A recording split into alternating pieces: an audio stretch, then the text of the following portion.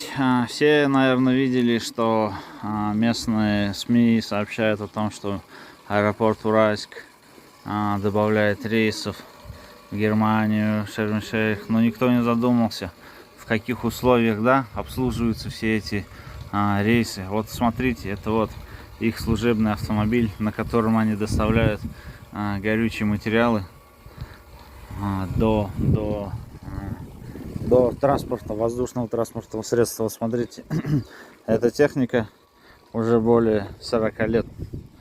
Это техники и мой ровесник. Это техника. Вот смотрите, она вся крошится, сыпется. Вот. Это все держится, знаете на чем? Все держится на персонале, на частном слое персонала. Вот.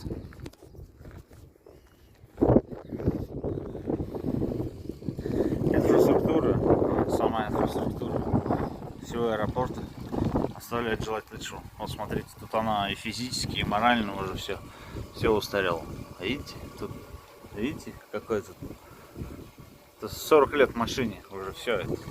Советская машина. Также остальная инфраструктура. Смотрите, вот здесь идут у них баки. Вот этот бак уже все, он дырявый, не функционирует исправно.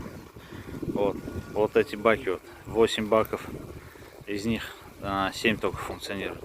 Вот эти трубы, это уже все вот Советского Союза было, видите, все Советского Союза, все. Им уже, я даже не знаю, наверное, под лет 70-60 лет.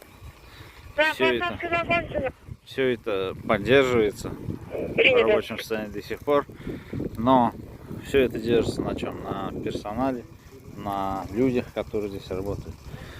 Вот прежде чем вот просить какие-то дополнительные рейсы, да, для нашего международного аэропорта, нашего этого, посмотрите, в каких условиях люди работают и что преодолевают, чтобы обеспечить вам полет в зарубежные страны. А тем временем их зарплата тоже оставляет желать лучшего. Это около 100 тысяч тенге.